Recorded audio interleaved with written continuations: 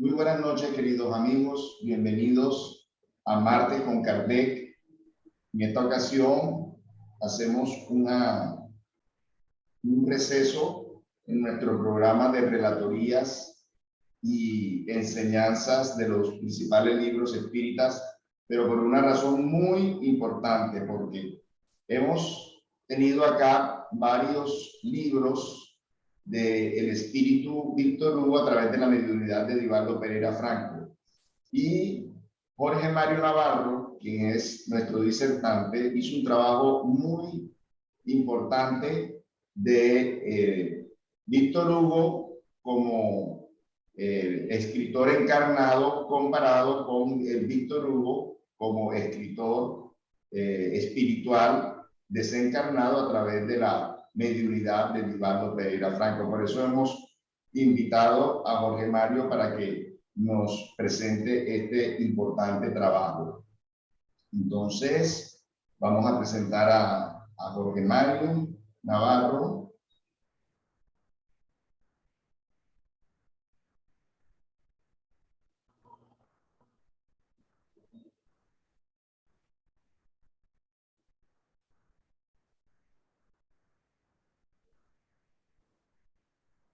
Jorge Mario Navarro Sáenz es nacido en Cartagena, Colombia, es profesional en lingüística y literatura de la Universidad de Cartagena, formación en pedagogía, formación en revisión de textos, corrección de estilo y ortotipográfico. Trabajador del Centro de Estudios Espírita Juana de Ángeles, CEJA, de la ciudad de Cartagena. Es autor del artículo Análisis comparativo de la novela Los Miserables de Víctor Hugo y la obra Parias en Redención, dictada por el espíritu homónimo y psicografiada por Edivaldo Pereira Franco.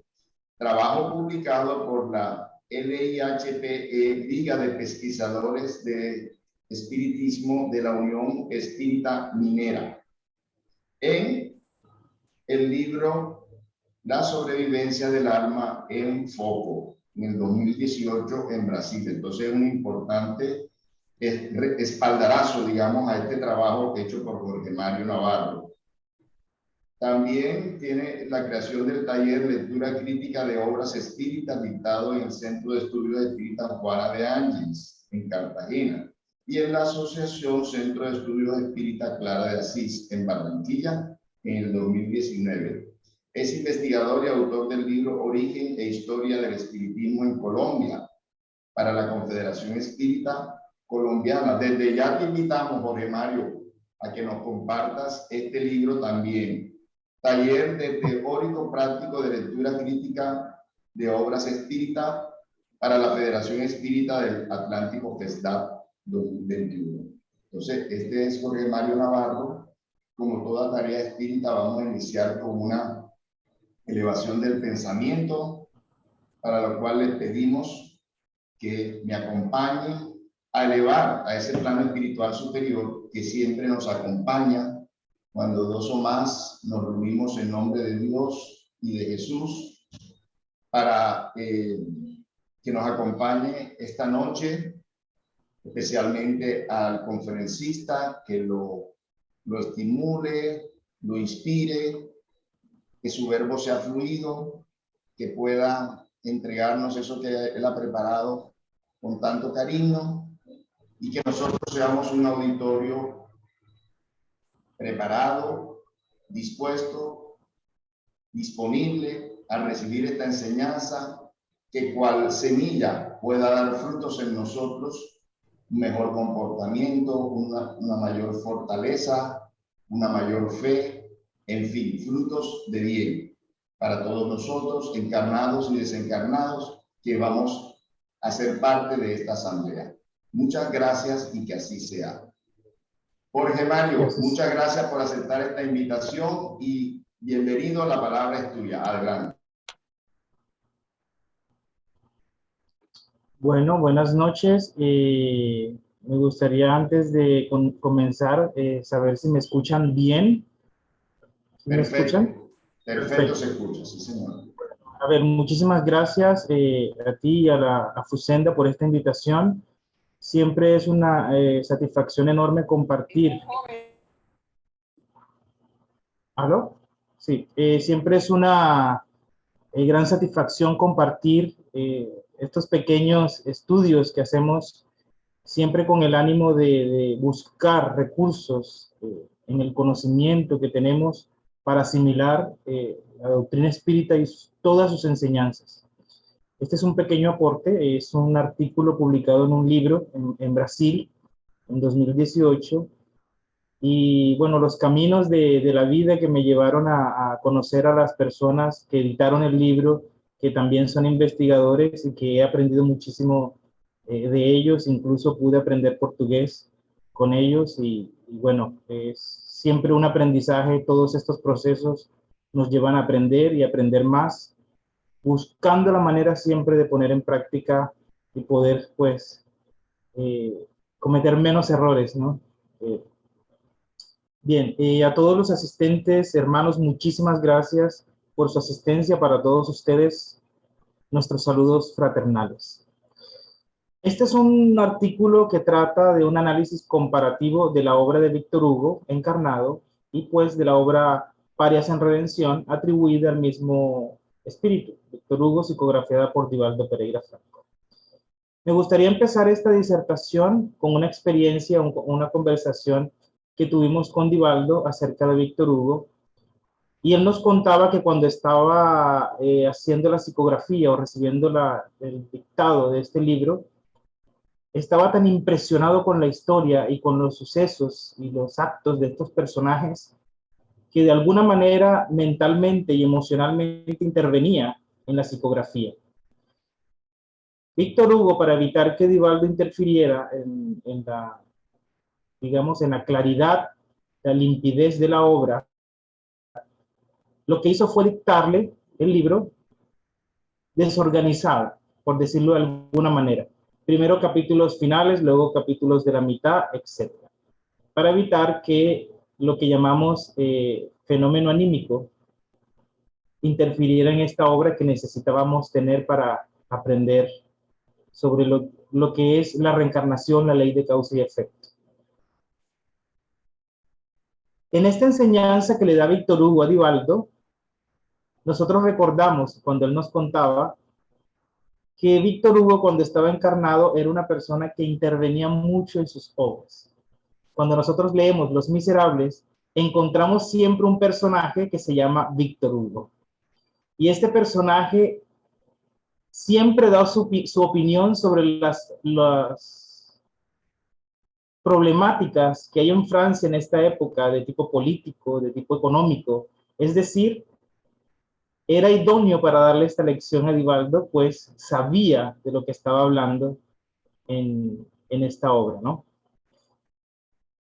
Y es precisamente esa fuerza política, social, crítica que hay en Los Miserables y que nosotros estudiamos durante la carrera de literatura, nos llevó a hacer el análisis comparativo porque una de las características de Víctor Hugo es la escenografía, utilizar las palabras, los capítulos, los subtítulos, como si fueran parte de una obra de teatro. Una obra de teatro realista en la que busca representar lo más fiel posible la realidad, lo que vivimos en ella y las consecuencias de nuestros actos.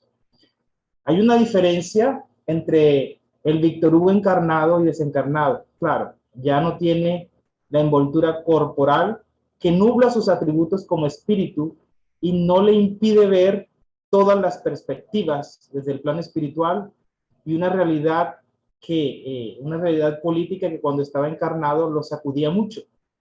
Víctor Hugo participaba muchísimo de los movimientos políticos y sociales. Ahora como espíritu entiende, se ve en su obra, que hay todo un bagaje sobre todos los acontecimientos que ocurren en el mundo y de los cuales él fue testigo en su época.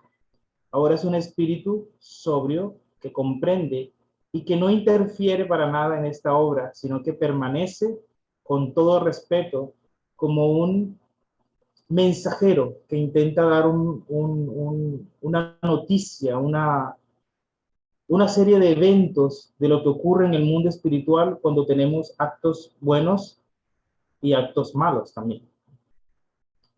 Este estudio se divide en tres partes.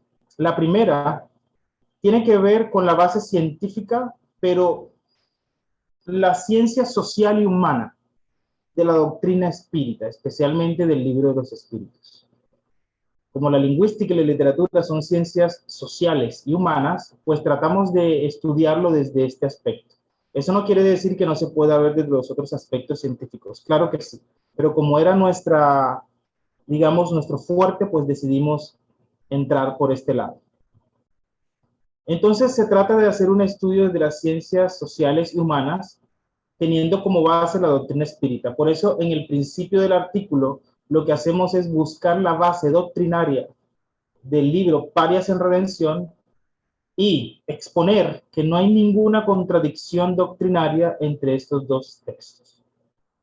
La segunda parte tiene que ver con el estudio del lenguaje y la manera de identificar la identidad de los espíritus. Primero, tenemos que mencionar que el lenguaje se divide en dos partes. Primero, el lenguaje verbal y el lenguaje de signos no verbales. Es decir, los gestos, el movimiento de las manos, la cara. Todo lo que puede comunicar es lenguaje. Y está el lenguaje verbal, que lo acabo de mencionar, la lengua, que nos permite pues hablar, nos permite escuchar, nos permite comunicarnos de una manera hablada, escrita. Entonces tenemos dos partes en el lenguaje que son importantes para identificar a un espíritu. El lenguaje no verbal permite que haya simbologías, que haya imágenes, que haya metáforas, que muchas veces son representadas en las mismas palabras. Si vemos en las diapositivas, bueno, primero está la carátula de Los Miserables y Parias en Redención, que son las obras comparadas. Está aquí el cubo de Rubik. El cubo de Rubik, sabemos, se trata de un juego didáctico en el que tenemos que poner todas las caras con los colores que concuerden. Y tomamos esta metáfora, precisamente con el lenguaje simbólico, metafórico, para ver la doctrina espírita como un cubo de Rubik. A veces nosotros empezamos a armar el cubo de un solo lado y nos da el color perfecto, uniforme, pero cuando empezamos a ver otros aspectos, nos damos cuenta que necesitamos de otros conocimientos, de otros hermanos que nos ayuden a comprender y a armar esos aspectos.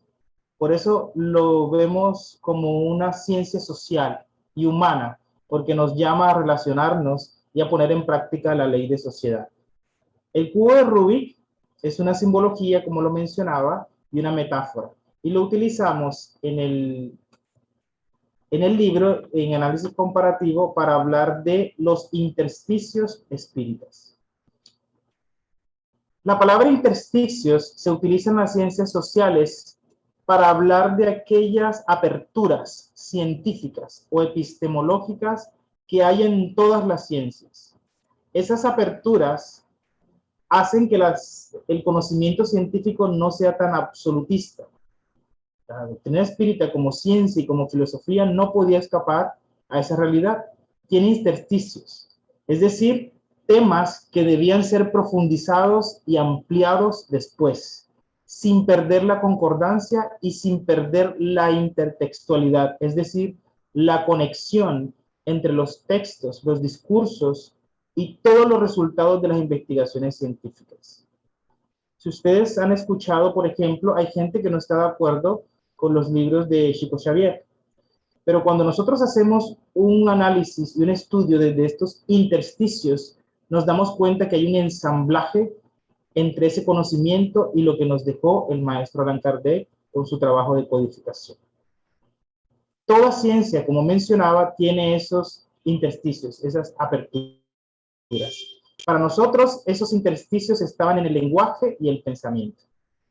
Y quiero compartir este mensaje del libro de los Espíritus, que precisamente nos invita a que seamos mejores observadores, que estemos más atentos. Porque dice, para el observador atento y paciente los hechos abundan, porque descubre miles de matices característicos que para él son como rayos de luz. Lo mismo sucede con las ciencias comunes. Mientras que el hombre superficial apenas ve una flor, una forma elegante, el científico descubre en ella tesoros para el pensamiento. Es una invitación para que veamos esas aperturas, para que seamos observadores, investigadores con el mismo texto, porque el mismo texto tiene una abundancia de temas en los que podemos profundizar.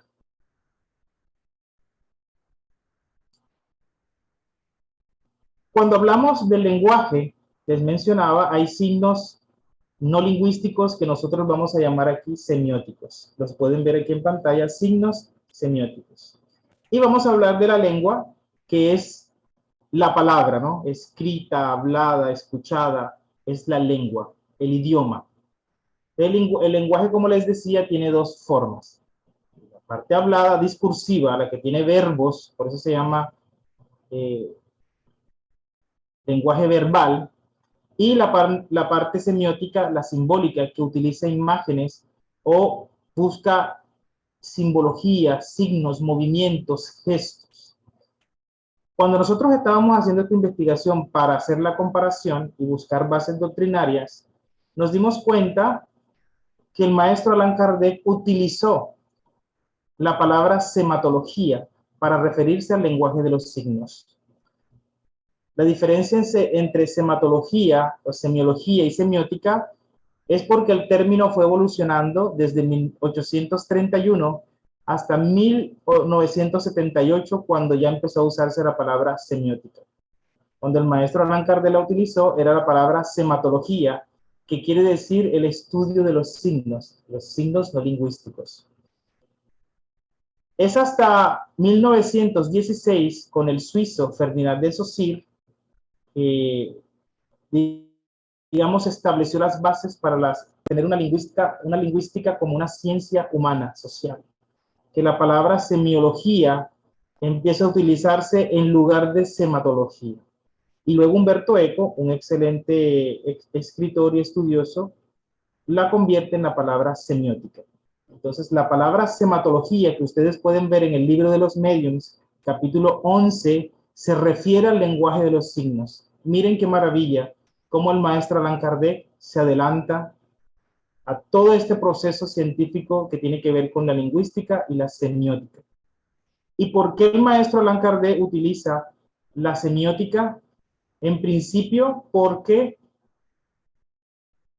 él veía en los movimientos de las mesas, si eran bruscos, si eran cadentes, si eran suaves, en los golpes, cada cosa, cada rasgo que le permitiera identificar al espíritu, en principio cuando eran las mesas danzantes y a través de la criptología, los golpes, le permitía a él saber qué tipo de espíritu era, en principio. Luego, cuando el espíritu lograba comunicarse, especialmente a través de la psicografía, podía ver en los rasgos de la lengua verbal, ahora escrita, un complemento más para esa identificación. Por eso el lenguaje para él es tan importante. Esta es la portada del libro donde publicamos el artículo.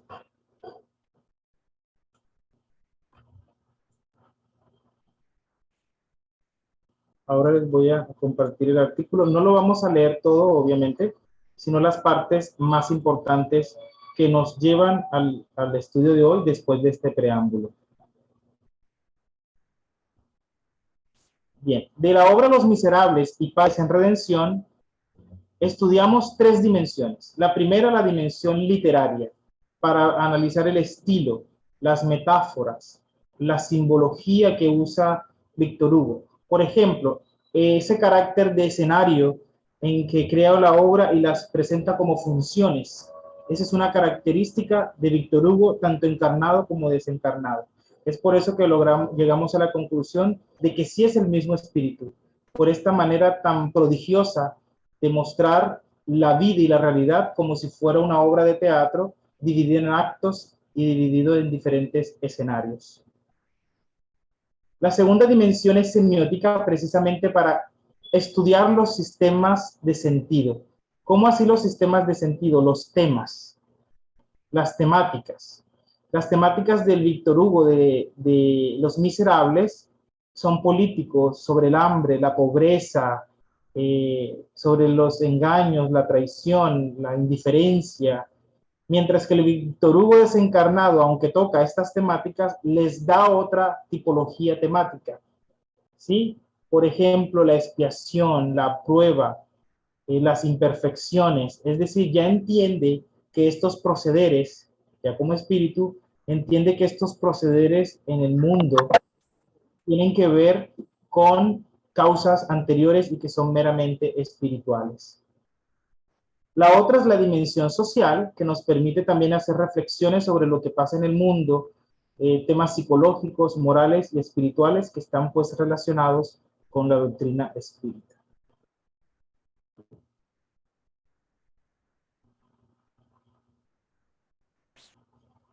Bien, la dimensión literaria. Me dicen si pueden ver, voy a ampliarlo un poco más para nosotros ir mostrando las diferencias y las similitudes. Todo estudio va a tener diferencias y similitudes, y especialmente cuando es un espíritu desencarnado, por lo que mencionaba al principio, ya el cuerpo no nubla sus atributos ni sus percepciones, por tanto, este espíritu tiene una lucidez tal que comprende las situaciones y lo que vivimos, y por eso lo expresa desde otra, y lo plasma desde otra perspectiva. Bien, Los Miserables es romanticismo, mientras que Parias en Redención es un romance. ¿Cuál es la diferencia entre ambos? El romanticismo surge para dar, digamos, más relevancia a la subjetividad humana y mostrar su comportamiento, mostrar lo que ocurre en el mundo, desligándose además de otros estilos literarios que buscaban como embellecer, ¿no? Para maquillar un poco la realidad. El romanticismo busca alejarse un poco de eso. El romance, por su parte, busca un mundo alternativo que muchas veces es desconocido y que se viven situaciones también aparentemente desconocidas, pero que hay un punto crucial o que une todas esas existencias. Entonces vemos que hay una diferencia porque Víctor Hugo no utiliza el estilo romántico y sino el romance para poder precisamente mostrar con mayor eficacia el enlace que hay entre los personajes de Parias en Redención, no solamente en una situación, sino en varias y en varias existencias. Miren esta parte, por ejemplo, el prólogo de Los Miserables, 1862, y la elucidación de Parias en Redención. El estilo tan similar. En el primero dice, mientras a consecuencia de las leyes y de las costumbres existe una condenación social creando artificialmente en plena civilización infiernos, complicando con una humana fatalidad el destino que es divino. Aquí vemos un Víctor Hugo fatalista, golpeado por las situaciones sociales y políticas de su país. Pero el Víctor Hugo, ya liberado digamos, del cuerpo, dice, mientras los instintos agresivos predominen en la naturaleza humana, superando muchas veces a la razón y a los sentimientos superiores del espíritu, engendrando las guerras famosas que destrozan las esperanzas y aniquilan las civilizaciones. Ya no está ese pesimismo que muestran Los Miserables, ese peso, esa impotencia que él sentía con la situación de su país y que lo llevó al exilio muchas veces por sus protestas, sino que vemos un espíritu consciente de que esas situaciones en realidad están en el ser humano, tienen su raíz en la naturaleza humana, que es la que necesita modificarse. Es decir, se da cuenta que antes estaba concentrándose en los efectos y no en las causas. Ya como espíritu en Parias de Redención, obviamente se concentra en las causas. Y los efectos le ayudan a comprender y a llegar que el origen de todo está en nosotros, en nuestra esencia humana, en nosotros como espíritus imperfectos.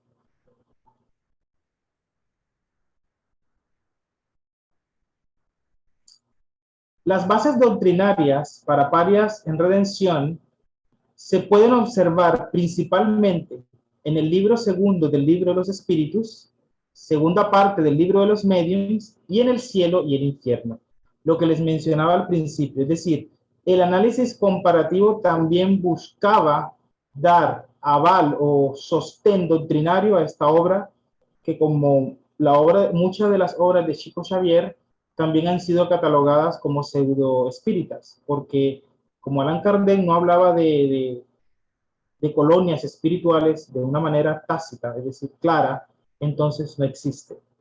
Mientras que como observadores, como nos dice la introducción que citamos, como observadores minuciosos, estudiosos, nos damos cuenta de los intersticios que sí unen estas partes con las obras póstumas, las que vinieron después de la codificación. No sé si hasta allí tienen alguna pregunta o quieren hacer algún tipo de comentario y así vamos como conversando un poquito. Si no, pues seguimos.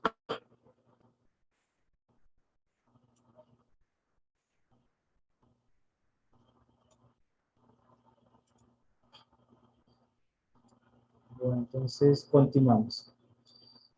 Seguimos con la dimensión literaria. En la novela Los Miserables se utiliza un lenguaje muy descriptivo que resalta la experiencia de los personajes en la sociedad.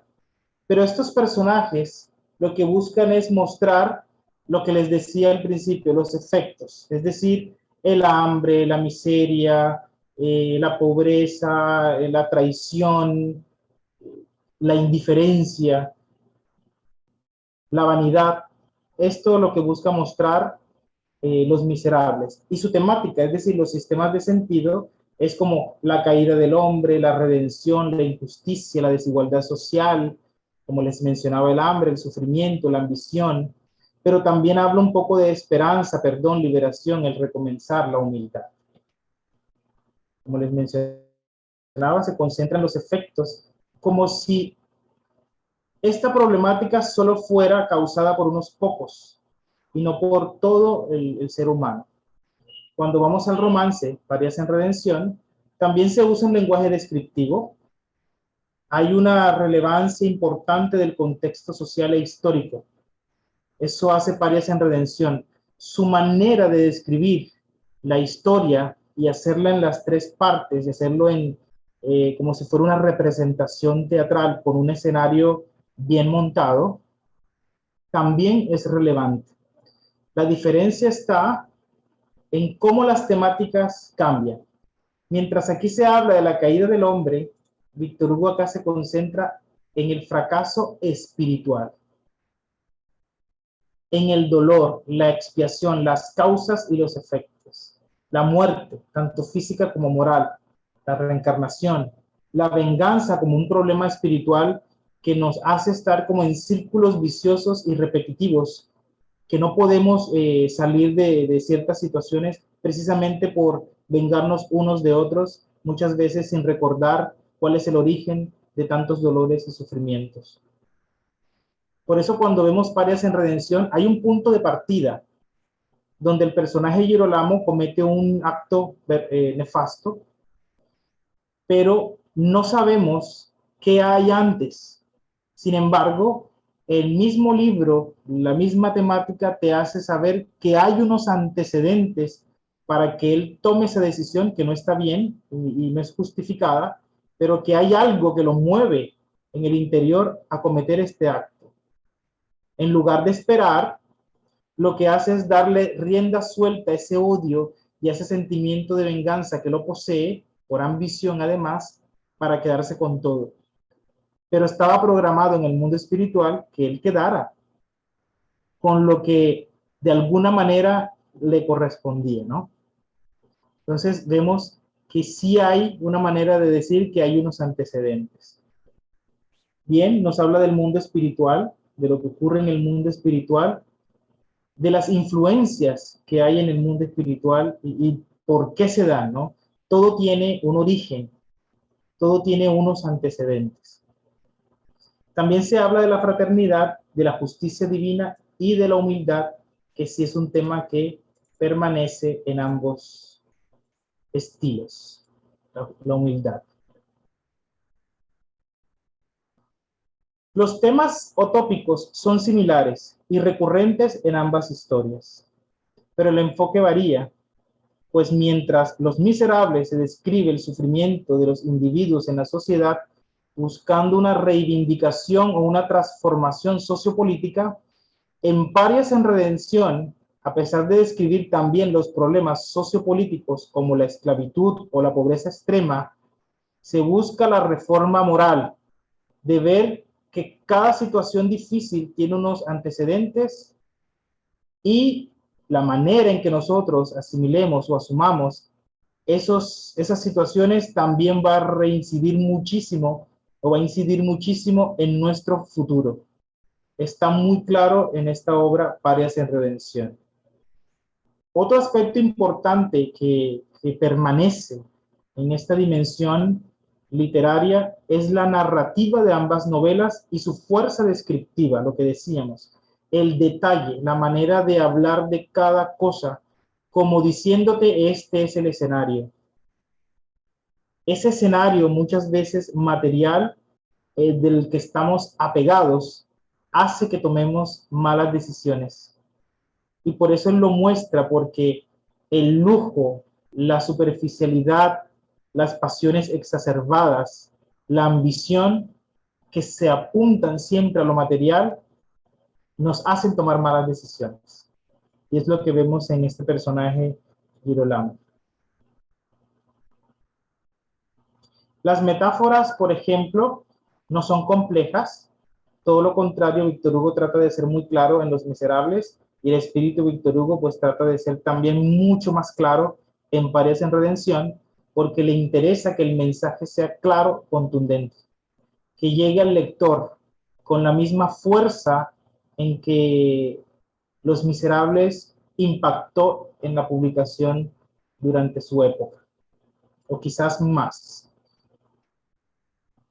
Parias en Redención, por ejemplo, se enfoca en la sociedad, en lo social, en lo político, en lo religioso, pero siempre sosteniendo una base moral. Los Miserables también muestra una base religiosa, una base ética, pero siempre, como les he mencionado, se concentra más en mostrar los efectos que buscar las causas en realidad.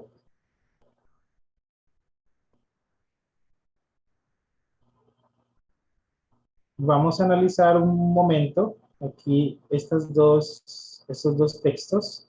En el de Los Miserables dice: un día llegó a Cenés, que era su antigua ciudad episcopal, montado en un burro.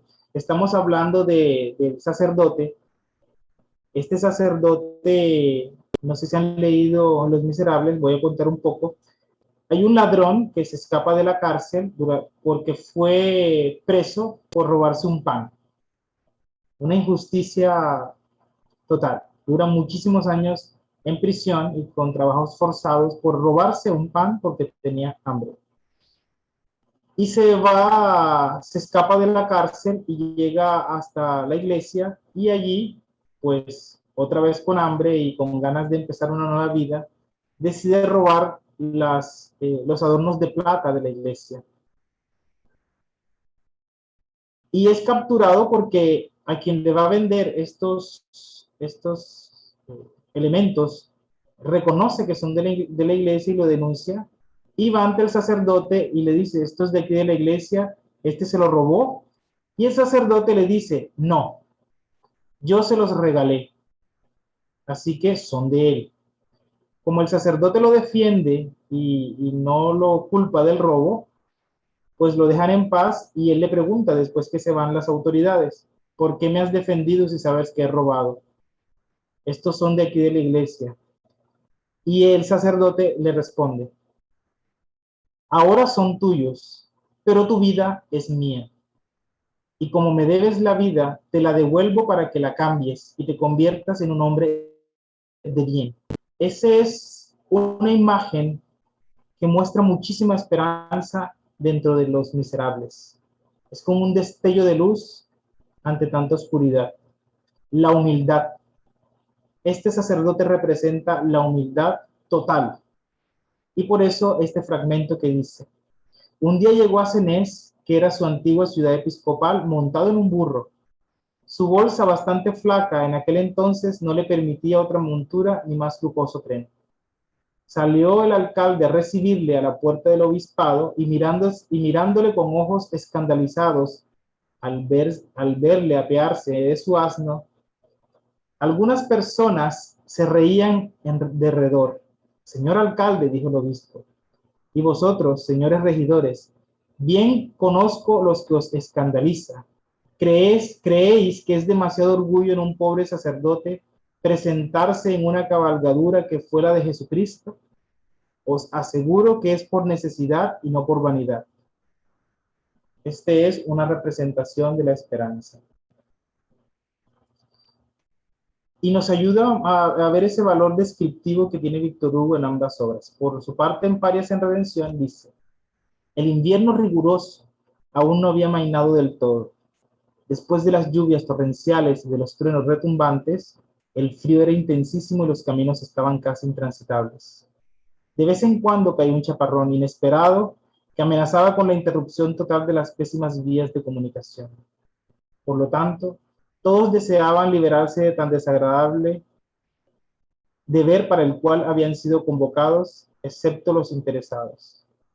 Por una hábil maniobra, Girolamo había invitado especialmente a su excelencia reverendísima, el señor obispo de Siena, para presidir el acto, de manera de sentirse amparado por la vieja astucia del malo y codicioso sacerdote, quien lo defendería delante del extinto. Entonces aquí vemos lo que les hablaba, esa fuerza descriptiva que tienen ambos estilos.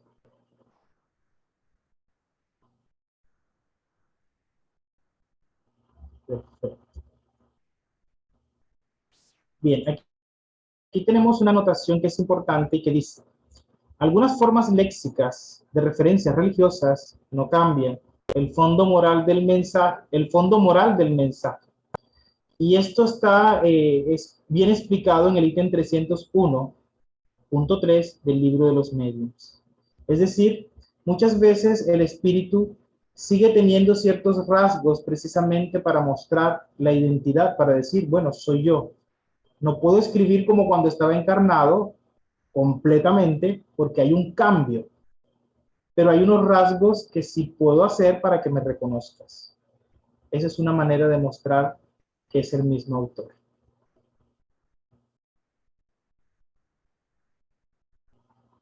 El narrador y el contexto histórico. Esta es otra parte muy interesante de este estudio porque siempre están divididos en personajes principales y siempre hay un resaltado del contexto histórico. El contexto histórico para mostrarnos que en diferentes épocas, en diferentes vestidos, en diferentes escenarios, hemos tenido los mismos problemas. Hemos tenido las mismas equivocaciones. Solo cambia, digamos, la superficie, el contexto, el escenario, pero la esencia espiritual sigue teniendo los mismos problemas. Y es por eso que se diferencian un poco Los Miserables y Parias en Redención, porque mientras uno se concentra más en los efectos, en la superficie y no va al fondo del asunto, Parias en Redención sí lo hace. Entonces aquí hacemos un análisis de los personajes principales, por ejemplo, mismo espíritu, diferentes vidas, Girolamo, ya hablamos de él, que después es Antonio y después José Luis. Aquí en Los Miserables, Jean Valjean, que es el ladrón, que primero estuvo preso por los panes, por el pan que se robó, y luego es, digamos, reivindicado o encuentra redención gracias al obispo o al sacerdote que lo ayuda.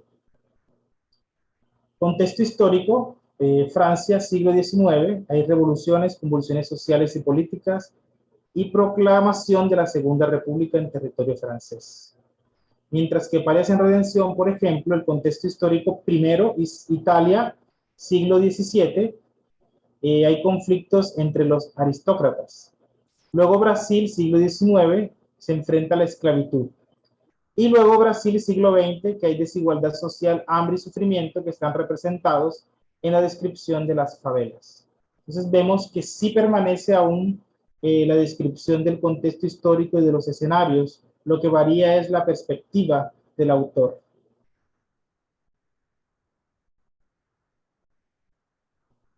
Aquí podemos ver, por ejemplo, Jean Valjean era de una pobre familia de Brie, no había aprendido a leer en su infancia, tenía el carácter pensativo, aunque no triste, propio de las almas afectuosas. Su naturaleza estaba algo adormecida, era algo indiferente. Su juventud se gastó, pues, en un trabajo duro y mal pagado. Entonces aquí vemos cómo él trata de, a través de las descripciones, que conozcamos a los personajes, que tengamos una idea de cómo es su carácter, de cómo es su psicología, sus emociones. Por su parte, en Parias en Redención, cuando describe a Lucía, dice: la joven andrajosa cargaba en sus brazos dos criaturas que dormían o tal vez postradas por la miseria, permanecían en el delirio del hambre o en la fiebre por falta de confort. Las marcas de la miseria espiritual estampaban las señales de la expiación punitiva en aquellos seres humanos. ¿Cómo te llamas? Lucía, señor, contestó. Había un clima de desgracia y de desesperanza en todo. Y vemos cómo se sigue concentrando con el mismo estilo en aspectos que son importantes. Para esta parte de Parias en Redención, la base doctrinaria sobre la reencarnación, por ejemplo, está en el libro segundo del libro de los Espíritus, ley de causa y efecto, evolución y progreso, influencia espiritual, comunicabilidad de los espíritus, expiación y pruebas, y los sueños. Entonces vemos que hay todo un compendio, una base doctrinaria en esta parte del libro.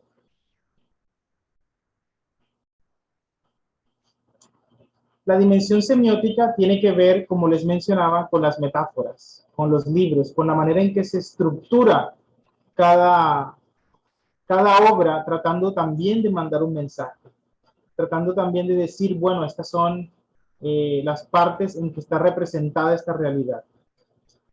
Los Miserables, por ejemplo, tiene dos partes, tomo 1 y 2. El tomo 1 tiene 3 partes y cada parte tiene unos libros. Este estilo se mantiene en Parias en Redención, parte 1, un tomo, y ese tomo está dividido pues en 3 libros, primera parte, segunda y tercera. Cada uno con 10 capítulos y el último, el primero y el segundo y el último con 8, mostrando escenarios, mostrando diferentes comportamientos, orígenes, causas de todo lo que se vive. A diferencia de Los Miserables, Parias en Redención representa dos aspectos de la realidad. Dos: el material, es decir, el de nosotros encarnados, y el espiritual, desencarnados, con todos sus pensamientos, con todos sus sentimientos, con toda la fuerza de sus emociones que sigue permaneciendo después de la muerte. Esta estructura, por ejemplo, inicio, acontecimientos generales, acontecimientos complejos, problemáticas y conflicto, y final, también como un cierre de una dramatización. Esta parte nos dice, bueno, yo quiero hacer Parias en Redención con la misma estructura simbólica y la estructura narrativa de Los Miserables. No en tomos tan amplios como Los Miserables, que son muchos, pero sí manteniendo esa estructura que nos dice, wow, Víctor Hugo más lúcido permanece en esta obra.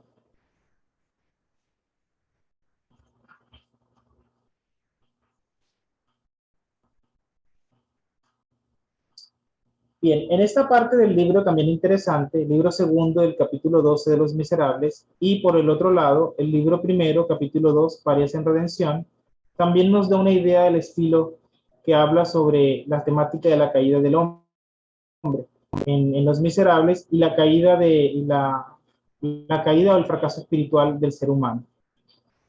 Y dice el fragmento de Los Miserables: el obispo se aproximó a él y le dijo en voz alta: No olvidéis nunca que me habéis prometido emplear este dinero para ser un hombre honrado. Jim Valjean, hermano mío, ya no perteneces al mal, sino al bien. Yo compro vuestra alma, yo la libro de las negras ideas y del espíritu de perdición. Hay un lenguaje metafórico muy religioso del infierno, de la condenación eterna, obvio porque es el contexto social en que los miserables surgen. Y luego, en Parias en Redención, está una descripción similar que dice: es una antigua víctima nuestra que guarda cicuta en su espíritu invigilante. Se prepara para ingerir la agresión de la venganza. Será su primera víctima. Es por eso que te pido coraje para superar el supremo holocausto. De esa forma pagaréis todas vuestra vieja deuda al sufriente que ahora se convierte en verdugo. Es claro que las leyes superiores de la vida disponen de medios eficaces para la justa cobranza sin necesidad de nuevos culpables. Este es cuando Girolamo asesina a la nana de sus primos. Y cuando hay una intervención espiritual superior, invitándole al coraje y recordándole que ese acto que Girolamo está a punto de cometer no hace parte de los designios divinos, pero que el mundo espiritual en ese momento, y son situaciones que muchas veces no comprendemos, permite que ocurra aquello ya como último recurso para que haya, digamos, un saldo de cuentas aclarando de que no son designios de las leyes superiores.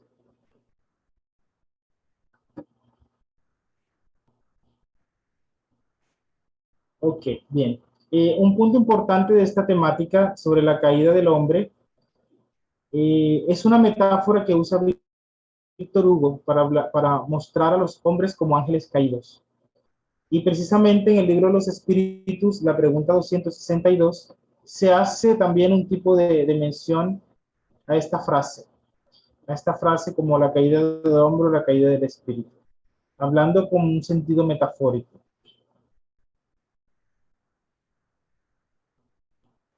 Bien, ya casi para terminar, vamos a hablar de la dimensión social. La dimensión social son las reflexiones que hay en torno a la sociedad, a las problemáticas y conflictos sociales, los problemas ético-morales. Entonces, en Los Miserables, el autor usa todo un movimiento literario con sus recursos, descripciones, temáticas, para mostrar los aspectos difíciles de la existencia del ser humano. Y aunque hay siempre como un pesimismo social, también hay esperanzas. También hay una puerta abierta a que todo puede cambiar. A que todo puede cambiar.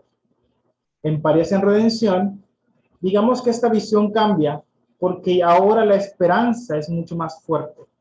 Aunque hay dramas de la vida, aunque hay situaciones dolorosas, sufrimientos, actos nefastos, siempre hay una esperanza más fuerte. La puerta que permanece abierta es la de la transformación moral.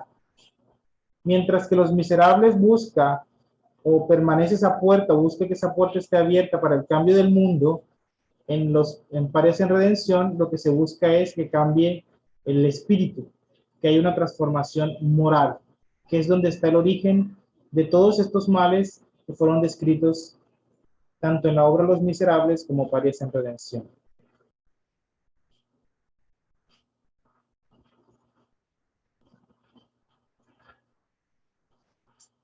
En el prólogo de Los Miserables y la elucidación de Parias en Redención también encontramos muchas similitudes en el estilo y en la descripción narrativa. Por ejemplo, dicen Los Miserables: mientras no se resuelvan los tres problemas del siglo, que son la degradación del hombre por el proletariado, la decadencia de la mujer por el hambre, la atrofia del niño por las tinieblas, en tanto que en ciertas regiones sea posible la asfixia social, en otros términos y bajo un punto de vista más dilatado todavía, mientras haya sobre la tierra ignorancia y miseria, los de la naturaleza del presente podrán ser inútiles. ¿Sí? Hay un pesimismo bastante fuerte en la obra Los Miserables. En Parias en Redención hay un cambio de perspectiva muy importante y dice: mientras el hombre no se someta a los dispositivos severos del estatuto divino, incorporándolos a su conducta habitual, de lo que se resultará su armonía interior, exteriorizando la paz generalizada, y tanto la codicia como el egoísmo, cánceres odiosos que aún predominan, no sean expulsados de la tierra, mientras haya gobiernos arbitrarios, ambiciosos, mientras las religiones olvidadas de su rol sublime luchen por mantener la supremacía de los escenarios del mundo y la miseria moral, social y económica persistan en establecer la rebeldía de las masas, libros como este serán necesarios. Qué cambio de perspectiva y de visión tan maravilloso. Ya no está esa visión de mundo material y, y crítico en el sentido material también, porque se piensa que todo esto tiene que ver mucho con el estatus, con la posición, con lo que posees, mientras que Pares en Redención se concentra directamente en la esencia espiritual, en los defectos, en las imperfecciones que están arraigadas en nosotros, que vienen del egoísmo y del orgullo.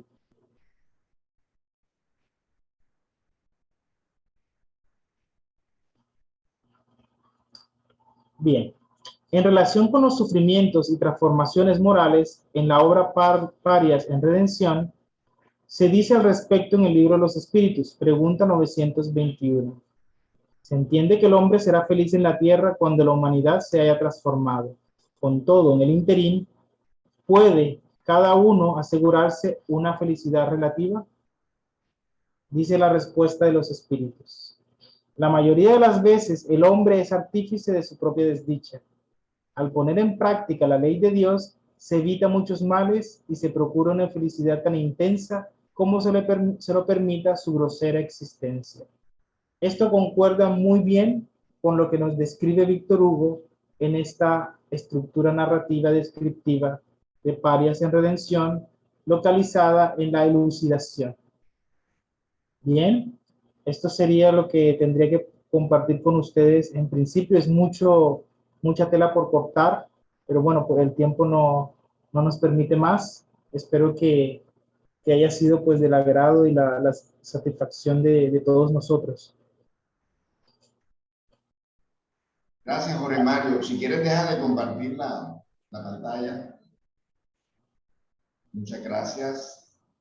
Bueno, realmente es impresionante esas similitudes que tú encontraste de esa obra.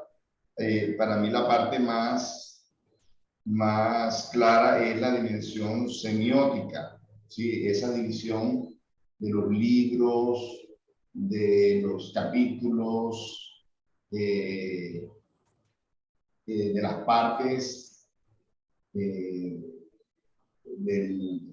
del libro Parias en Redención. Realmente parece un libro del siglo XIX, no parece un libro del siglo XX. Claro, ¿Cierto? exacto. Y cuando uno ve el libro, ve esa densidad del libro, esos capítulos largos, es decir, ese texto denso, y lógicamente cuando uno penetra y gusta por la lectura, pues se mete en la trama y ya no quiere parar, pero no es un libro del siglo XX. Entonces concuerda perfectamente, por ejemplo, con los libros de Víctor Hugo y fíjate, con por lo menos el libro de los espíritus, que también está dividido en varios libros, varios capítulos en cada libro, es decir, un libro del siglo XIX, que es lo que presenta con su mediunidad Divaldo Pereira a este espíritu.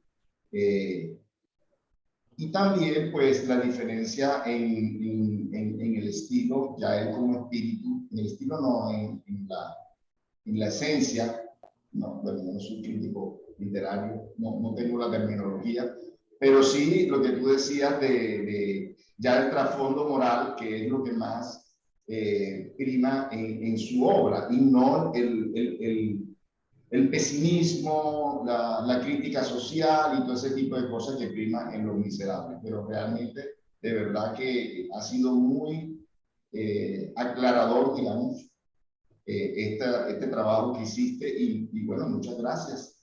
Quiero darle la palabra a otras personas del público que quieran decir algo, que quieran preguntar algo, que quieran interactuar con Jorge Mario. Adelante.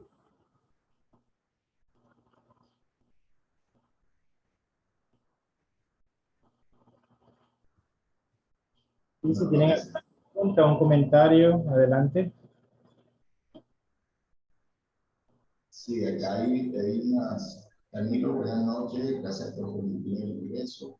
¿Qué análisis comparativo, sencillez y claridad? Bueno, entonces, te pediríamos, Jorge Mario, entonces, si quieres, pues una conclusión final y que nos... Hay una pregunta ahora en el chat. Ah, sí, perdón. Edison González, ¿por qué la comparativa? Es lo que preguntan. ¿Quiere decir por qué se hizo el análisis comparativo? Sí, sí, debe ser. Edison, si quieres puedes decirlo con tu voz. Exacto, sí. Gracias, gracias. Buenas noches.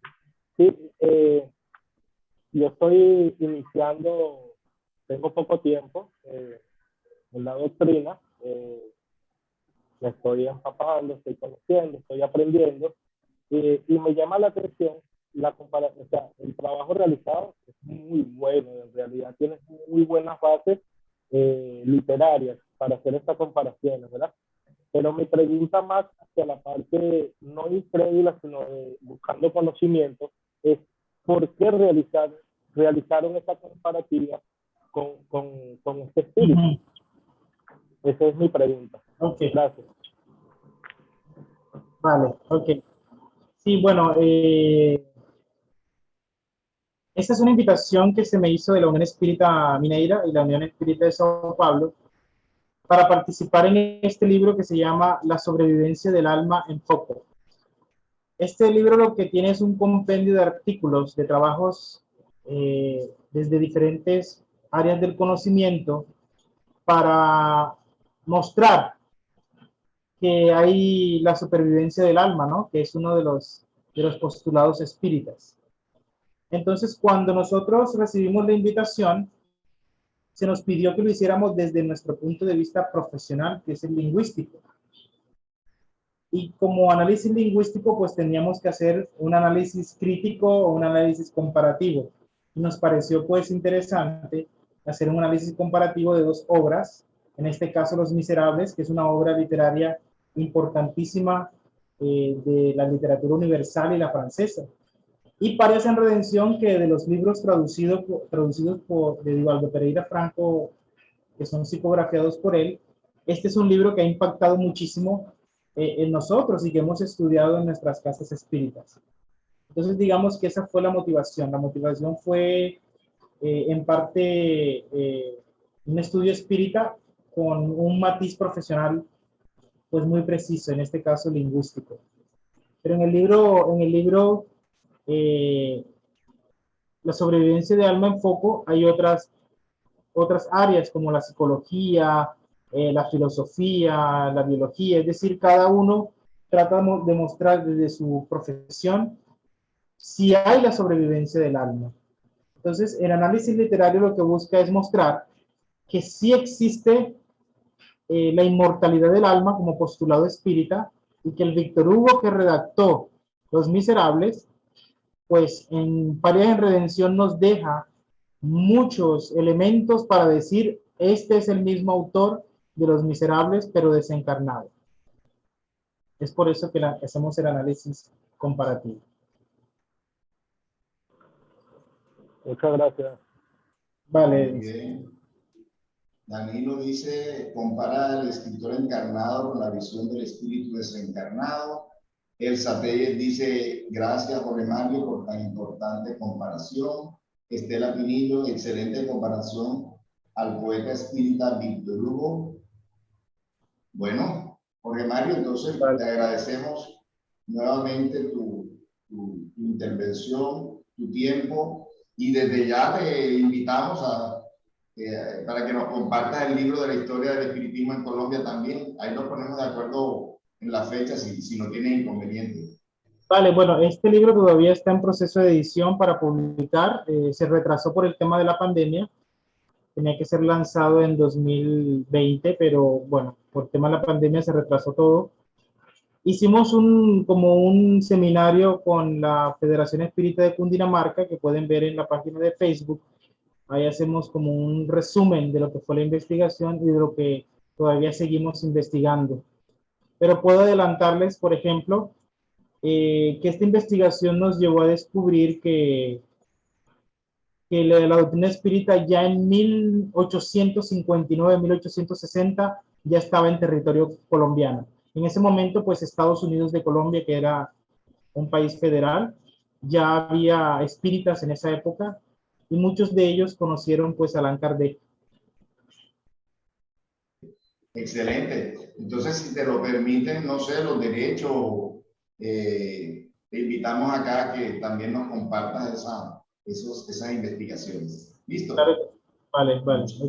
Entonces, te pedimos que cierres con una oración tuya, por favor. Bueno,